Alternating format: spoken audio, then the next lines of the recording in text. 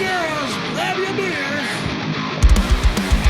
Hey everybody, this is Charlie from Anthrax, and you are listening to today's Boondoggle. This is Mark Metcalf, and you are listening to today's Boondoggle with Bailey on Domain Cleveland Radio. You are listening to today's Boondoggle with Bailey on Domain Cleveland Radio. Yes, Kato Kalin listens to this all the time. Welcome to today's Boondoggle. Now here's your host.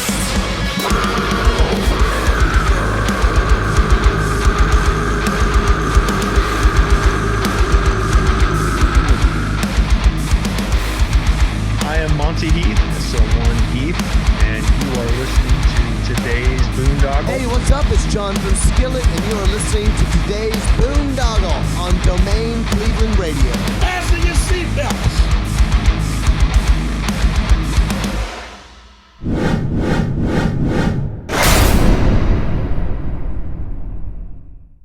Sound the alarm. Incarceration Music and Tattoo Festival is back with Shinedown, Godsmack,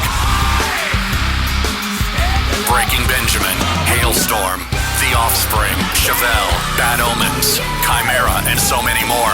Report to historic Ohio State Reformatory this July 19th through 21st. 3 days of non-stop rock, tattoos, Blood Prison, Haunted House, and more.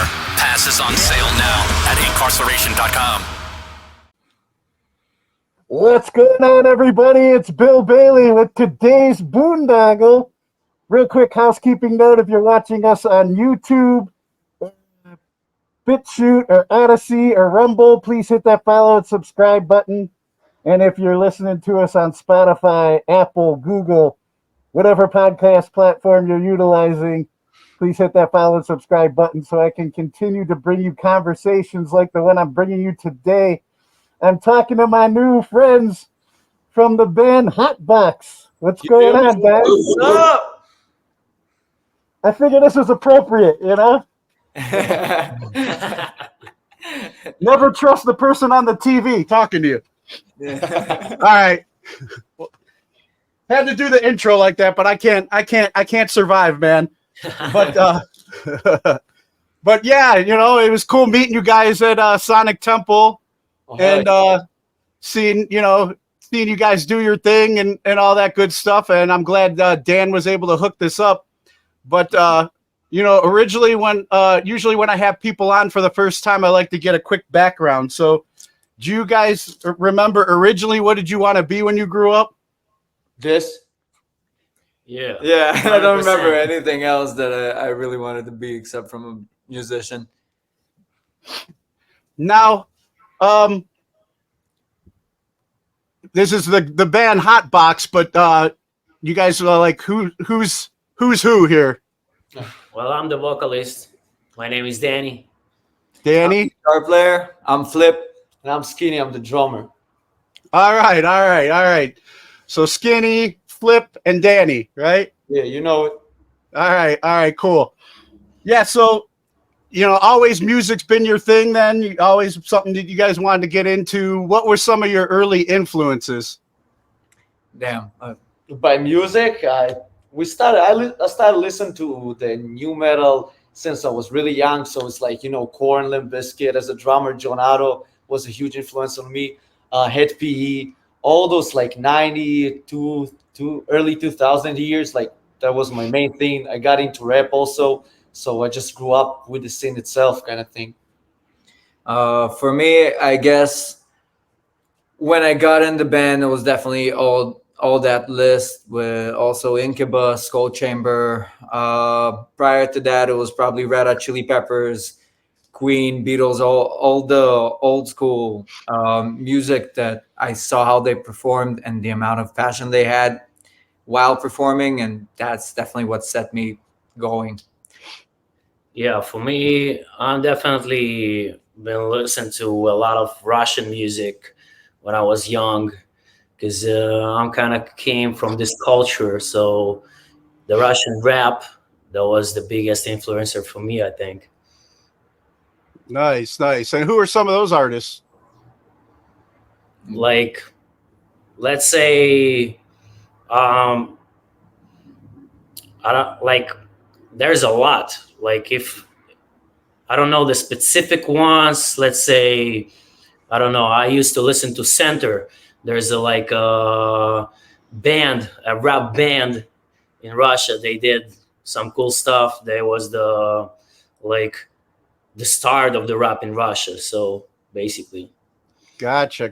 I'll tell you what, man. Slaughter to Prevail was they killed it at Sonic Temple, man. Definitely one of my favorites too, man. And then like, so let's talk about like, you know, the music scene though growing up. I mean, you guys are all from Israel. What was you know, how did you know, find some of the artists over there that you got into, and what was that scene like growing up there? You mean the big artists we listen to, or the artists in Israel, the scene itself? Well, yeah, like how did you, you know, get a hold of some of the bigger artists, and then like who did you listen to that was like local over there? What was that scene like there? Well, the scene in Israel is he have a lot of potential and it's pretty big for the country itself. But if you're looking at like in the size of the US, it's really small. We play with the biggest bands there. We used to listen when I was 14. I used to listen like to Bet Sefer, which is like one of the biggest band that came out of Israel. They used to be signed in Roadrunner Records. They perform with Fear Factory and stuff like that. But at the same time, we also perform with them. So like most of my influences was like out of Israel basically. But if you're looking like at Israel local bands, it's like Bet Sefer was the main one that I used to listen to.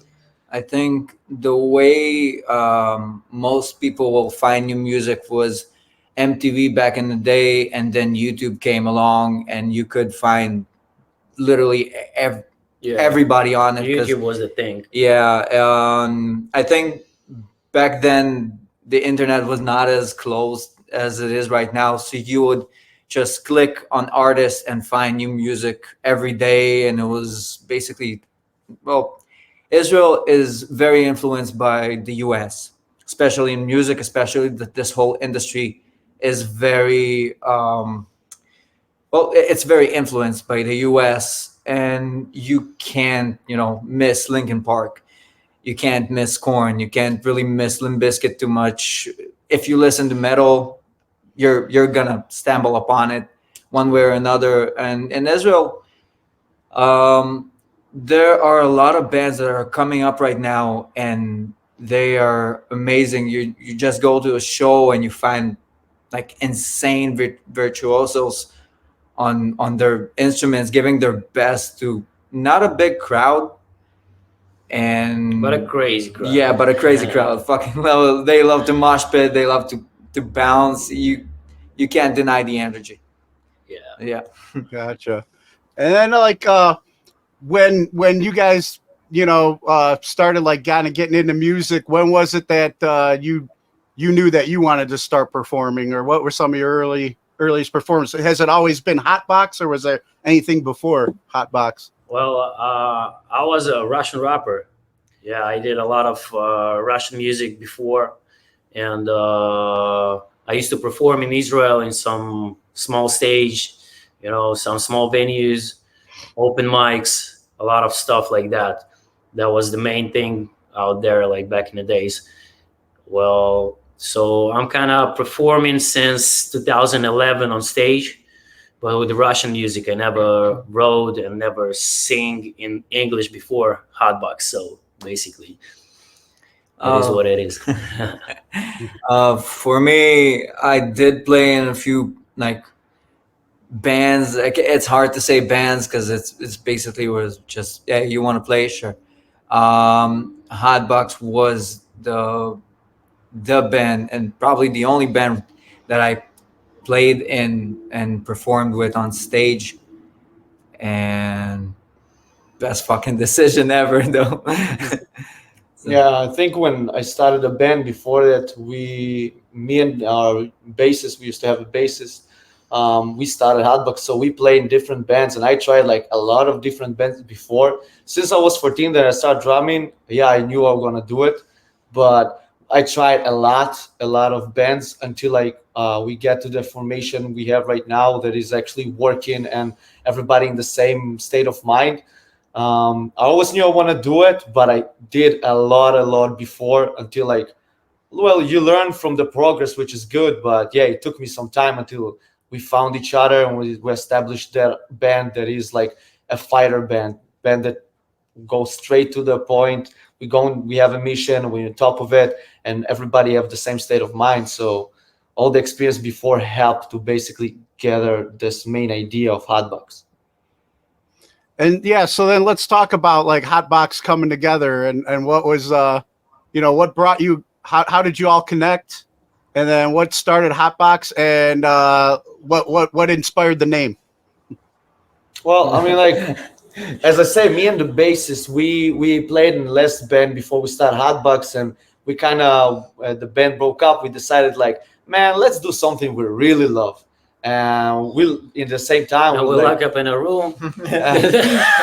No, before the name even came, we just like, we love like Korn and Limp Bizkit, the 7-string sound and everything.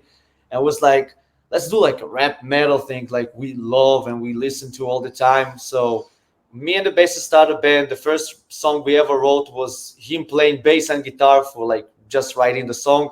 Me on the drums. We didn't have a rapper vocalist. But it was something. We borrowed a 7-string guitar from one of my friends, start jamming, and when the time came, we needed to find a guitar player. I know Flip since we in high school, so it's like half of my life basically. I knew Six, the bass player, since I was 9, so it's basically real family here. So we hit Flip. He came to the rehearsal room, the studio. We start jamming. We gave him one song and 2 rules: no solos, and what the second one, if you can play one note in the song and be satisfied, it's I. So Flip accepted the rules basically. Kept playing one note all the time.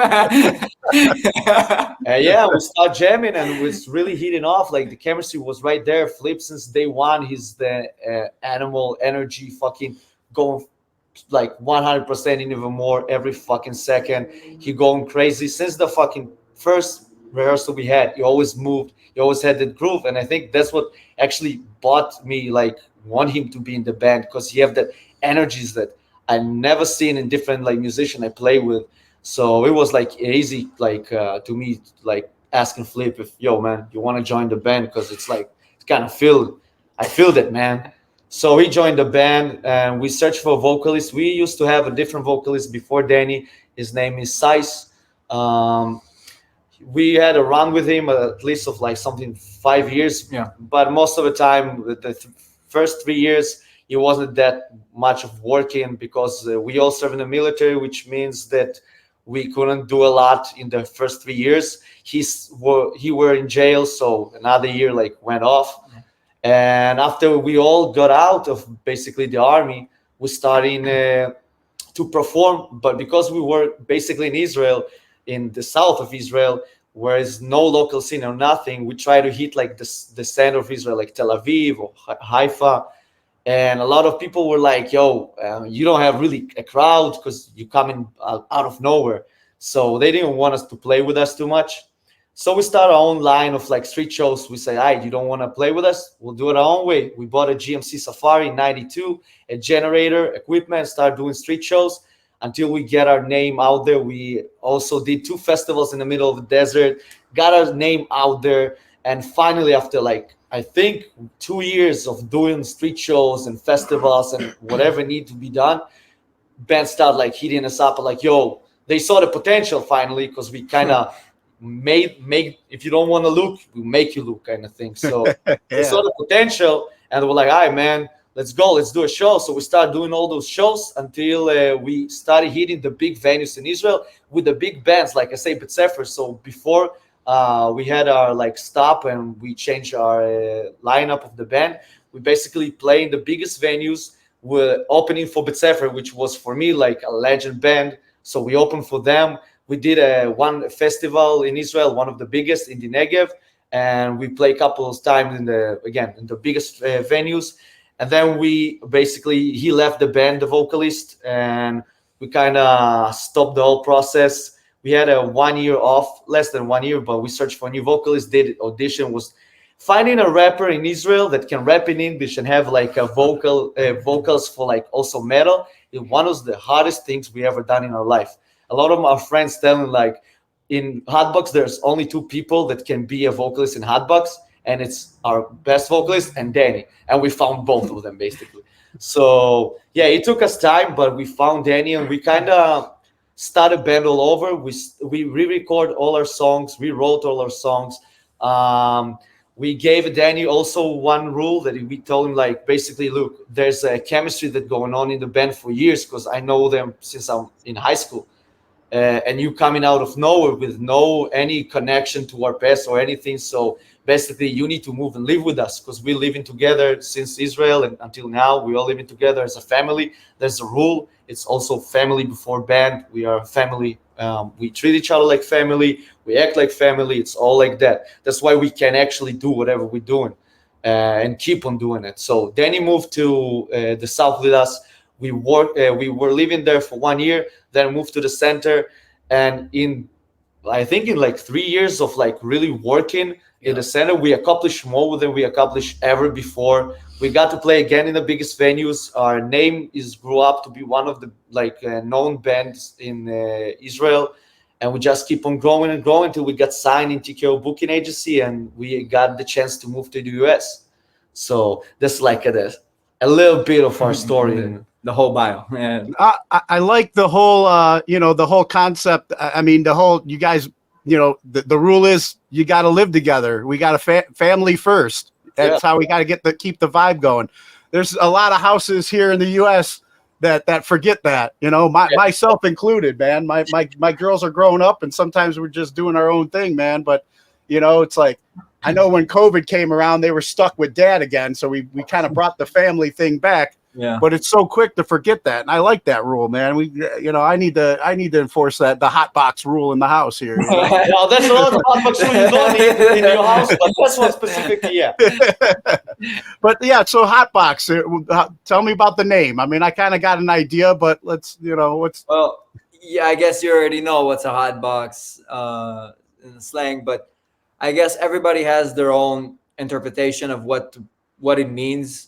I'll probably say mine. The thing is, when you're in the hot box, everybody's getting buzzed. Everybody's getting high. Everybody's all together in there. It's hot. It's just a melting pot of just enjoyment and having a good time with all the people around you. And that's basically our shows. That's basically where we're going as a community, because we are interested in growing not only as a band, but also as a community and a movement that allows people to, no matter who you are, you come to our show, you're just gonna enjoy it. You're gonna love the energy. Even if you're not a metal listener, even if you're not a hip hop listener, fuck it. You will enjoy what's happening. Yeah, because we combine a lot of the hip hop culture with the metal, and you can see it with everything we do, from the clothes we wear to the shows we do, to even bringing b-boys to our last show in Israel and giving them stage to perform in the crowd on a PVC. It's insane. So that's at least my interpretation of what it means. Yeah, to me, HotBox is like, it's actually like when you staying in a HotBox, in a real one. So even if you're not smoking, you're getting high. So that's basically the thing of the band. Even if you're not listening to metal music, or you're not that much rap fan or something like that, you're still gonna fucking rock with us on the show. If you're in there, you're gonna love it. That's the thing. And yeah. Would you say that, that family vibe that you guys have, you put it into your shows, and then basically if you show up to the show, you're in the audience, you're inducted into the family. You bring them in with your energy pretty much, right? Yeah. True that. You can't miss the energy there, man. You go to a HotBox show, you like it or not, you're going to move. It's a fact, man. You're going to move, you're going to fucking dance, you're going to mosh, you're going to do everything. It's a whole experience, man.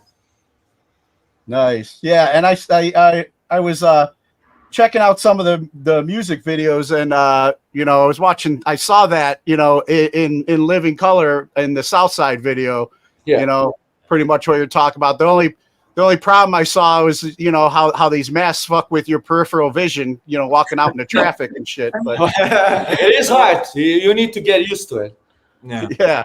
But yeah, I saw that vibe. I mean, you had the crowd all part of the family wearing masks. I look like that's what a HotBox party's like there, huh? Yeah. Well, even like the video clip of Southside is basically was just writing on our Instagram, yo, we shoot a video clip, and a bunch of people came up. They wear the ski mask faster than we even told them to. They're like, we gave them ski masks, and we were in middle street in Tel Aviv, Israel, and they was like, fuck it, we'll put it. And they put it, took their shirts off. This is like the hooligans, man. This is our fam, everything. This is what we are stand for. So that video was filmed in Israel too? Yeah. Oh, nice. Yeah, we haven't got the chance to film anything. Part of the video was shot in the Rebel Bar. It's the kind of the main metal bar in Tel Aviv, So every metalhead know this bar, and it's pretty legendary place. So yeah. Oh, nice. And then what was like the message or the theme behind Southside? Well, we are Southside boys. We came from the South, and basically the song actually talks about us and how it's a representing song. Yeah, because we did drive in the GMC. Everywhere we go, you'll definitely know us. You'll definitely see us. We put blood, sweat, and tears in all the things we did. Still listening to Wu-Tang, Cypress, and M. Still fighting. So all this stuff. Yeah, it's all in the song. You can listen to the song, and it's actually the lifestyle. Yeah, and people vibe with it, and people feel like it the same. And this is why you see a lot of people in the video clip, because they felt the same and they love it. And that's HotBox, I guess. Nice. And then, another song I liked was Shell Shock. Tell me a little bit about the inspiration for that. That's one of the first songs of the band, right? Yeah, it's actually a song that it was the first song that keep going with us since the first demo we ever released. Basically, the song was written by our first vocalist. So lyric-wise, I can't give you the whole inspiration behind it, but I can give you the fact that we are basically this the one song that go with us since that time. Yeah. The song on the demo, you'll see Shell Shock blast off. Now we just write Shell Shock, but it started as a riff. I brought it up. Everybody's like, all right, let's do something with it. And it just went from there, just pure mayhem. Nice. And then, so, now you guys are in the United States. When did the move happen, and what's your experience been like since you've been living now in LA? We moved last August. In the end of August. Yeah, but so September we moved. Well, it was the 31st of August, and so it's about 8 months ago, if I'm not mistaken, and it's been insane. Coming up from a small country, coming up from a smaller city than I think the smallest here, is crazy, because you get a lot of opportunities and you get to experience a size of a place that you could only dream of prior to that as a kid. So now you get to live it. And us playing GTA San Andreas and GTA 5 and all that. I'm still playing. Yeah. So you come up and see all those iconic places you used to play. And now you're living in GTA. That's basically. So masked and all. With the mask, with everything. And you get to meet a lot of crazy people that do what they love. And we love it here. We really appreciate the opportunities and the just the whole option that we get to choose and we get to live our way, because it was difficult in Israel to do so. And in here, it's not only possible, it's achievable to get to the place where you see It's still difficult. It's difficult, but it's possible. nonetheless. Yeah. So it's possible to make music for a living here, and it's fact. You have a lot of musicians, and in Israel, it's much harder. It's much harder. You like, especially if you're doing music in English. Let's say that. And also we have to say it was always our dream to come here and do it big time. And just the fact we are here is already saying something that's going to happen. And right now, I even feel that it's sooner than ever. Like right now, it's game on kind of thing. Well, yeah, I mean, like, and like you were saying, like you had to make people look. You had to get that generator. You had to just, there wasn't the opportunities there, but you made your own opportunities over there. You had to make people listen. You had to make people look. Here, I think you have a lot more eyes and people willing, to hear what you have to say. They look for that. Now, what, and getting here in such short time frame and playing, two major U.S. festivals with the Danny Wimmer Presents group, Welcome to Rockville and then Sonic Temple, where I met you guys at. How would you say, I mean, the comparison back when you played the festivals at home to coming here and playing now the two huge festivals? Coming to any Danny Wimmer festival, like we tried both of them, we felt like superstars. You walk in, the treatment is fucking amazing. Escorted into the venue, you get treated like a fucking king. We opened the days, but we were treated as one of the headliners. At least that felt to us how that felt to us. And in Israel, we did perform, but in Israel, it's not as big, and it doesn't have the same effect. You come, you perform, you kind of move on. That's all there is, and the festival continues. Here, we got to experience the whole thing. As you saw, we walked the whole day with the masks and been through a lot of places and stages and everywhere. So yeah. A lot of people coming up asking for pictures and stuff, myself included, you guys. And then picture. and then you guys I mean, getting to see some of your inspirations there as well and hang out with them and get pictures like with Cypress Hill and P.O.D. and stuff. What was that like for you? Wow. Well, I mean, like eventually those band you mentioned is the band we used to grow up, listen to, and actually inspire us in getting into music. So you can understand how it even looks in our eyes. But at the same time, the fact that everybody there is so down to earth, that was like the most important part for me. Because, when you back in Israel, you look at those bands and you'll be like, yo, damn, one day I want to be like them as a kid. And then you suddenly actually perform the same festival. It's give you a different perspective of life, and then they are so down to earth with you. So it's also a good lesson for the future for us, I think. Just be down to earth no matter what kind of thing. But again, it's was a huge thing for me specifically, just to be next to those legends. Yeah, like they say, sometimes you don't want to meet your heroes, because they'll let you down. So, but I mean, the guys at P.O.D. and stuff have always been kept grounded, Yeah. And they're really cool dudes. We got to hang with them on the tour bus, and you're talking to them, and man, I got Sonny's t-shirt, jersey. That was crazy. Yeah, what are you talking about? I was so excited, man. Did he give you guys some Dickie shirts and stuff? I don't remember what it was, but he gave us shirts. He gave us T-shirts. I don't remember which one. Brand Bronx something. I think I'm not sure. And and person and he gave me his jersey of Tribal. So that was fun. Wow. I can't explain. That was crazy.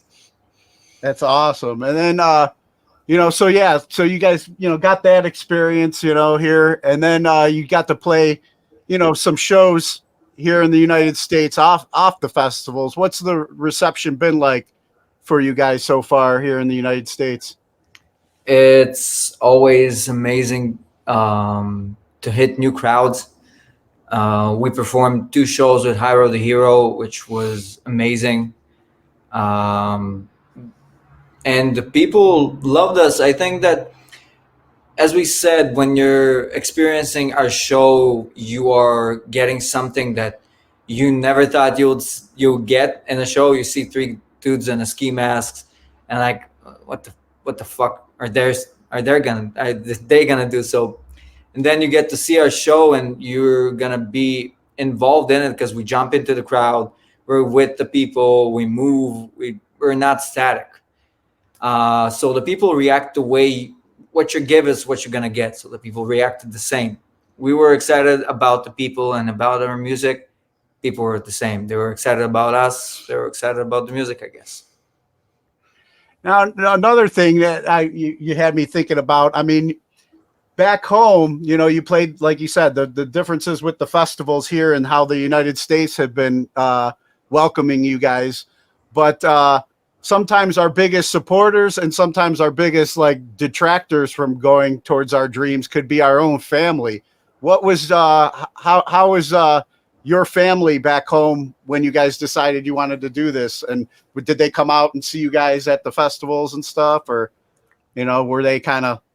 Well, my family always pushed me to this. They my mom always believed in me that someday I'm gonna make it. Because since I was 14, I used to fight with my stepfather, and I used to tell him yo, you will see. Before 30, I'm gonna live in Hollywood. You will see that. And look at me now, So yeah, and my mom always told me you can do it. You can do it, son. And yeah, here I am. I don't know. For me specifically, it's just when I'm stubborn. So when I decide something, I'm just gonna do it. So I guess eventually, family were I'm doing it already for fucking I don't know, 16 years since I was start drumming. I was like, "Hi, man, you wanna do it? You're a grown ass fucking kid. Go do whatever you want." And there's no stopping. So it's better to support than be against, because it doesn't matter. But from our friend side, we had a couple of homies who came to Welcome to Rockville to see us. Big shout out. Yeah, playing on the stage, big main thing, because we already are playing there. Because they wanted to go, but they wasn't sure about that. And then they saw our names. I was, yo, man, we gotta go. So they actually came, and so we hang out with them too. It's just showing how much support and love you have from your and they know the band since we only started, and they came and all the way from there and showed the love, and because they do believe in us since day one, and seeing this happening for them is damn. Yeah. I guess from my experience at the beginning, always looking parents would kind of see that as a hobby, and then it started. I started investing more time and more energy and money and everything, and they are worried. It doesn't matter what you're gonna do. I guess parents will always be worried, but they didn't think that it would be this big, I guess. But by I think 2 years ago, 3 years ago, they're all right, we're gonna have to accept this. It's not gonna disappear. It's not gonna go anywhere, and everything is getting bigger. And as time passes, they see how much I'm invested and how much we're invested, and suddenly you get a lot of people from the industry that are giving you good feedback and working with us, and they started to understand that this is more than they could have ever thought it could blow up this way. They were still supportive, but they were more worried about the starving artist type of thing. But yeah, as for friends and our surrounding in general in Israel, they were really, really supportive, from just people who saw our shows or people who know us. Even the Rebel Bar, as we said, people knew us and they supported us, and Now they actually put our songs in the bar because we're international band. we're international now. So They're not playing local Israeli bands. bands. Yeah, they're No not playing, local only bands. international. And yeah, That's one way to get in the jukebox, right?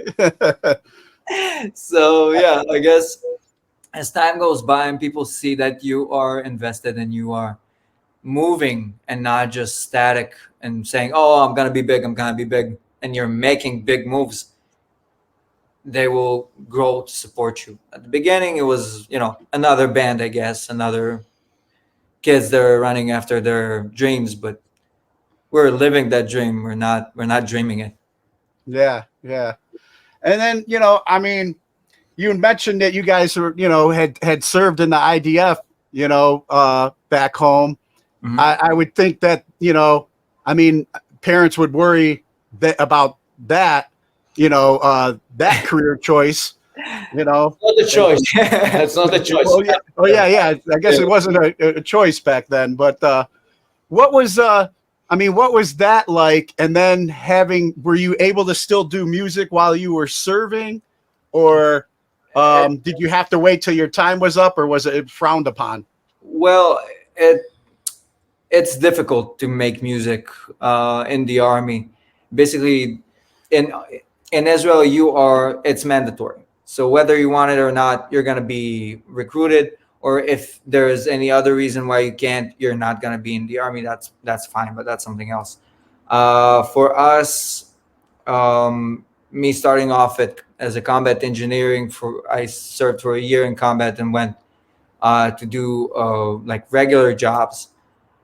It was difficult while I was in combat because coming almost every other 2 weeks, 3 weeks home for 2 days and going back to the army was difficult to even do rehearsals. So you don't get a lot of playing your instrument or anything.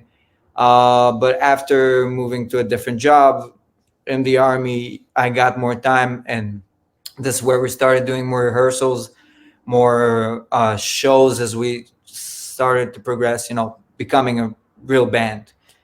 And it was not easy, but it's not that it's impossible. It was very possible, but it takes. Most of the time you need kind of to fight for your right. Like, luckily I was a cook in the army, so we had more of like a normal schedule, so you can be a little bit more at home. But for me, every time they try to push the boundaries, I was like fighting with them to get my freedom as much as I can back, just to practice the drums and stuff like that. But again, while I was a cook, he was like in combat. So even if I wanted to play with him, like and jam or something, we couldn't do anything anyway. So those 3 years it was the beginning of the band, but we didn't do as much. We like record maybe 6 songs for the demo, and then the demo came out, but we can't play shows. So it's kind of give you a lot of boundaries and chains, so you can do a lot. But after we finish, we start moving and really heating up. And how would you say that experience of having to serve in the military, kind of prepared you now for your musical careers? Because, I mean, the music industry can be a cutthroat place as well. So do you feel like you got a lot of, there's some positive qualities you took from that's prepared you for this next level? Yeah, of course. I mean, eventually you get into a place where you don't want to be, and you get a lot of no's, which you're going to get in life too. You get a lot of boundaries that you're going to get in life too. There's a lot of good experience from the army for just adult life and just being ready for a little bit of the world. I think that you can get living with a lot of people in the same room. I think it's something you learn from the army too. Accepting, responsibility always with a gun. Accepting basically other people boundaries too, because there's like you go into the army and you're gonna be in a room maybe with 10 people, maybe with 4 people. Doesn't matter. They're different and you don't know them, and everybody have their own thing. Everybody like the different stuff and don't like different stuff, and suddenly you in this room and you start to argue. So you learn how to really like work with different people from different places and being together in this, because for the next 3 years you with them, like it or not. So you better, find a way around it. Yeah, I think basically what you got to experience in the army is hardships and a lot of difficult times where you are not in control of the scenario itself, but more of a control of your response and your action to the scenario itself. So you'll have to figure out ways, either creative or just politics inside your room or with your commanders, or just all around in that system. And I think also the thing it teaches you, at least taught me, that you have to do things yourself and physically.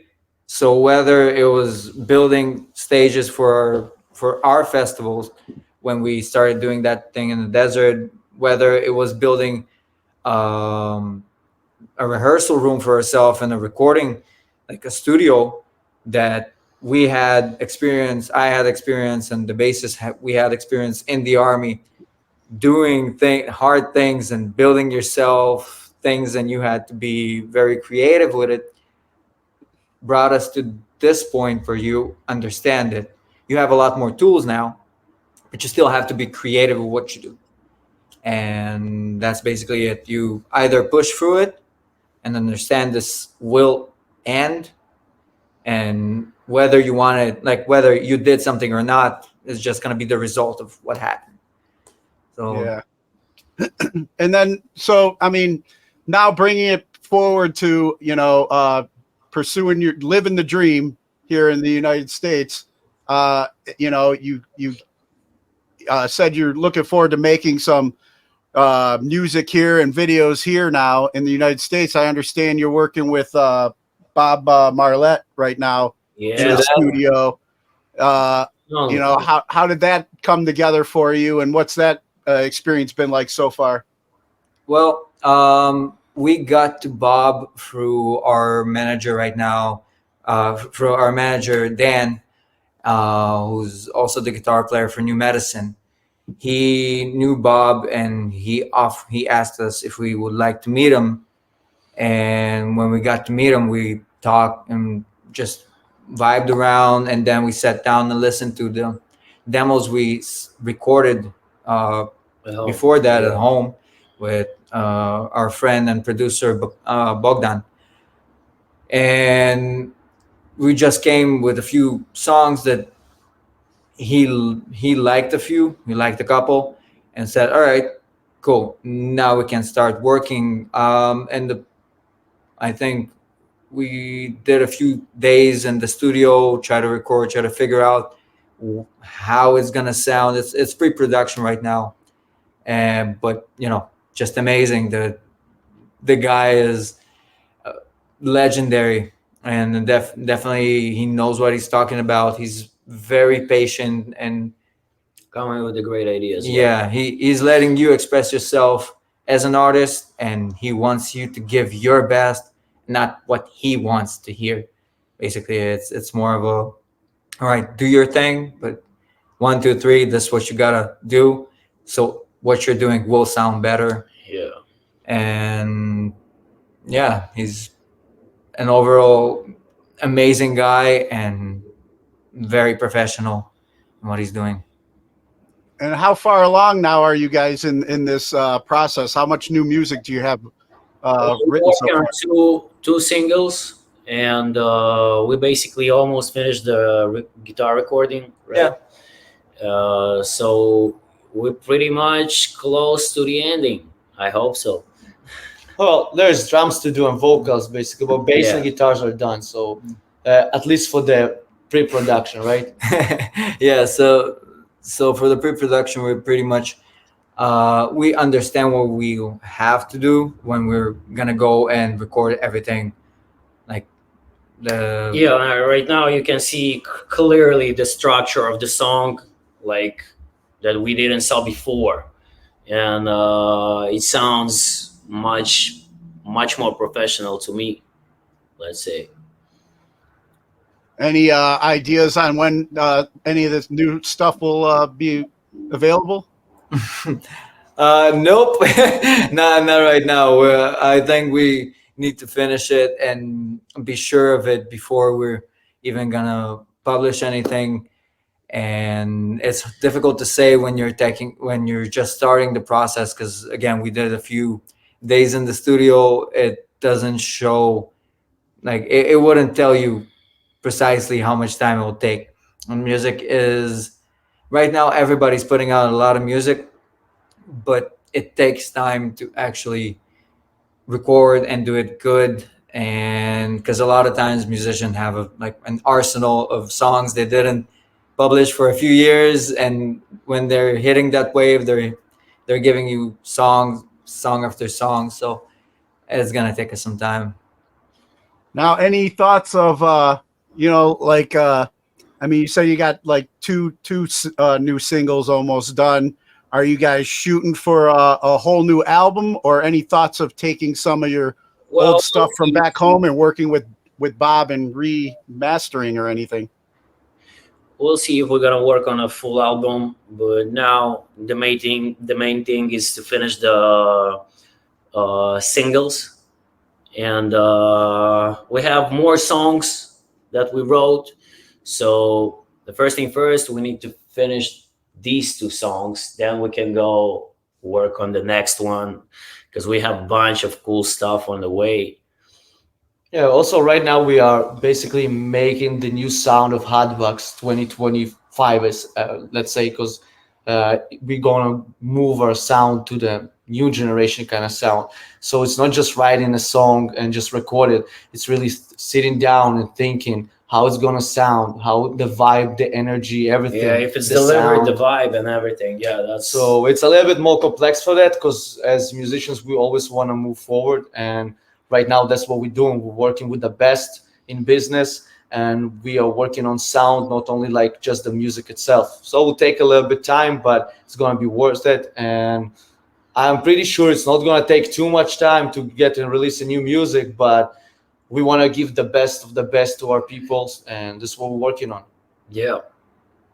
What other I mean, I know you guys did some runs already. Any more like tours coming up planned?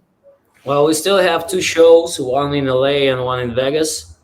Then I think we're gonna probably book some shows, maybe a tour on August, September, something like that. Yeah, right now I think we'll take the time for at least this month after the shows to focus on the new music kind of thing and really get shit done.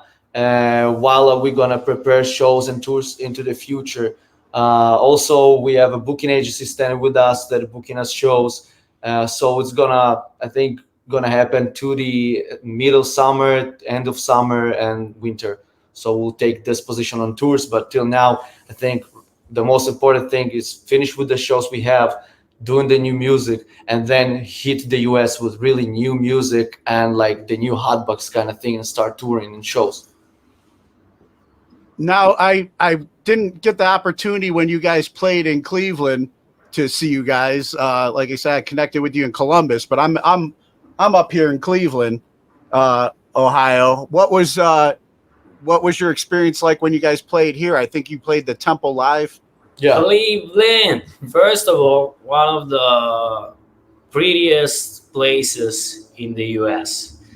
That's first of all. Second of all, we met great people in Cleveland that are helping us out so much on our tour. And so I want to just say big respect and big shout out to Signature Tattoo. They treat us as a family. They gave us beds. They gave us food. They gave us free tats. So we're pretty much going to go back, I hope, pretty soon. As soon as possible. Yeah, I hope so too, because that way I'll be able to see you guys again then. Hell yeah. Be ready this time. No, we're planning of coming back to the whole North, East Coast, West Coast kind of thing right now, because we love it there. Also planning to go southern from California, Texas, and doing the whole California kind of thing. But right now it's, as I say, working on new music to hit you with the good stuff. Yeah. Nice. And right now, how you're feeling with the new sound coming out, but with looking back at the past shows that you've just performed with some of your, older stuff, what would you say is like one of your favorite to perform live? With our old stuff from our old music. Yeah, that's Like a good what song question. Yeah. So what song do you love to play? Well, it's really depends on the set, let's say. But if just the song, I would say like I love the energy when the crowd's screaming with me. So I think I'm gonna say it's Rap Guillotine. It's my favorite because all the crowd screaming, been there, done that, and that's kind of thing. So yeah, it makes me much more excited than the other songs. For me, it's Bacon. Definitely the heavy drop and the rap verse, and just people get to mosh pit. You give them that momentum. Yeah, and they also know the C part for 100%, even if they never listen to the song, because like the C part, man. That's kind of thing. Yeah, for me, I think it's Boom just because of the movement of the song. I don't know, it's just always in the right spot, and I don't know, hit all the crowd with this energy because you got the groove and you got a heavy drop in the C part in the end, so it's kind of give me the vibe. I like the drum part of the song, so I'll take with Boom. Yeah. Also, Boom is the first song that I wrote in English. Yeah, I really love to perform with him. Yeah. Nice. Well, before we get ready and wrap up with you guys, man, I want to ask you a couple of questions that I normally ask guests that I have on here. And then I'll start with you, Skinny. Who's your top 3 musical artists? Artists as bands or artists? The artists. Well, I say again, like the one that inspired me so much, it was always like Korn, Limp Bizkit, and Deftones. So it always, because I think their drummers, they have enough like recognition, but they changed the kind of genre of they wrote the genre of new metal for me. Like David Silveria, John Otto, Deftones drummer, Joey Jordison, all of them, they kind of reshape a new kind of drumming for that today you can see in different genres, but that was like one of the first. So I'll take them. And if you take the artists, so all the drummers that in those bands. And Flip? Well, it's gotta be Red Hot Chili Pepper, John Frusciante. Definitely was Wes Borland from Limp Bizkit, one of my fucking favorite guitarists, and all Limp Bizkit in general. And it's probably gonna be Korn. Well, it's either Korn or Deftones, but I'm probably gonna go with Korn because the guitars, their Monkey and Head Brian, are amazing, and what they're doing, the way they're playing, that for me that was like holy shit. So nice. Well, for me, it's probably gonna be Kurt Cobain. You can see that.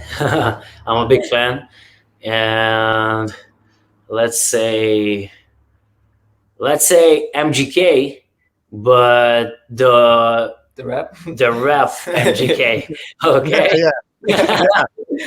Yeah, that was one of my biggest influencers in the rap game, because back in the days when I started to listen to him, and he came with a kind of new style, and he wore the punk outfits, and he rapped. So that was a big influencer for me. And number 3, well, I'm gonna pick a Russian artist. I think he gave me the influence to make a story from every song that you singing. Like, how can I explain it right? Like the feeling from the songs that when I listen to this artist, I wanna involve the same meaning when people listen to my songs. All right, so it's gonna be Noise MC. Yeah, nice. That's the name. Yeah. I was at like one of MGK's first shows before he got signed and blew up here Skilly? locally. Yeah, and my my daughters are now huge fans, and they had a chance to meet him by his coffee shop that he's got here in Cleveland one time, and they're like, Dad, what do we say? What do we say? And say, tell him that your dad was at his first show at the Blind Lemon or whatever. And once they said that, then he was just like, oh wow, and it was cool. It opened the door for him, so they got to hang out with him for a little bit. Damn. Made their day. That's pretty cool. That's awesome. And then who would you say are three people who've inspired you and you can credit for making you the person you are today? And we'll start with Danny this time. The three people who inspired me and makes me what I am. All right. So first thing first is my mom. She inspired me to believe in what I'm doing and like make it possible. Because like since I was a kid, I always try to chase my dreams. Like doesn't matter what I'm doing. Like I was a professional sportman, like trying to get to the Olympics and stuff. And she was, she always the number one fan, my mom. So basically, she gonna be the first. She probably the first person, and the second person who inspires me and makes me be me, I think. Wow, it's such a hard question, such a hard question. It's taking 20 years of life with just one. Yeah, because I have a lot of artists who inspired me, and I'll took like some from him and some from him and some from him. So I don't have any others like to say like that inspires me to be me right now. So it's basically that's fine too. Let's say these two persons. Yeah, there you go. Yeah. Good answer. You get to stay in the family now. Yeah. And what about you, Flip? Well, first of all, it's definitely the family. Definitely my parents. It's only one person. Yeah. No, like but, hey. So yeah, my mom and dad inspired me a lot, and not even about music, just as a person, and pushing through a lot of things. That's what it is for me right now. We're pushing through a lot of things, and that taught me a lot by looking at them and seeing how they went through life, being an immigrant in Israel from the USSR and coming to Israel and pushing through that. That's one. My English teacher, Marjorie, actually, she's the person that I looked up to and still look up to. When I used to talk with her a lot, and I would tell her about the band, and like she would push, she would ask me a lot of questions. She would say like, you have to do it to the fullest, like, or don't do it. She also used to work in Atlantic Records, so I would ask her a lot of questions, and I would get some things that like, all right, cool, now I know a little bit more, and that would push me. And quite honestly, the band itself, the people in the band, like Skinny, Danny, Six, our previous bassist, even Sice, Dave, our old vocalist, and everybody in my surrounding inspires me to push through. And when you work with people who are so into what they're doing and passionate about it, that's what brought me up to this day, and that's what kind of sculptured me. And I'm grateful for everybody who's in my story and in my life. That's awesome. How about you, Skinny? Well, so basically, I know it's cheating, but if we're looking at like Korn as a band, really inspiring because they came out of Bakersfield, which is kind of nowhere compared to LA, and they moved to LA basically. And as a kid, I used to have this DVD of the first 5 years of Korn that one of their friends just shot from like a old video camera, and I used to look at it all the time, be like, yo, this is like what I want to do. So all those bands that came from nothing, from like Kurt Cobain, he came from nothing basically after he was living in the street and everything to whatever he came. It was like everything is possible. And as a kid, for me, it was the only thing that like kept me going. That is, everything is possible. Look at those people. They had like what childhood that I had, and they came to the top. So if you have a little bit better than that, even, you can go wherever you want. So that's really inspired me. The other, I'll take them again as cheating, but it's my family, my cousins, which they are MMA fighters. They go in no matter what, straightforward. And I mean, like, we grew up together, and they look at me and I look at them. We're just like, you know, growing up, like, yo, damn, look at that, man, you achieved that. He's like, yo, you achieved that. You know, it's kind of in the family blood. We just growing up together. They as a fighters, me as a musician. But still, they always were with me and always believed in me in the same time. So just growing up with them and knowing that we're in the same level of thinking always helped. And I don't know, all of those kind of things. I mean, like, as Danny said, I take a lot of inspiration for different stuff, but as most of the time, just, you know, waking up and be like, inspire yourself kind of thing. You don't really need inspirations. You just need to keep on moving, man. When you keep on moving, inspiration is okay. You don't have to like get it somewhere. Just wake up, do your shit, and you know you're gonna get there. So just saying it right here, you will make it. Everything else is just hard work, man.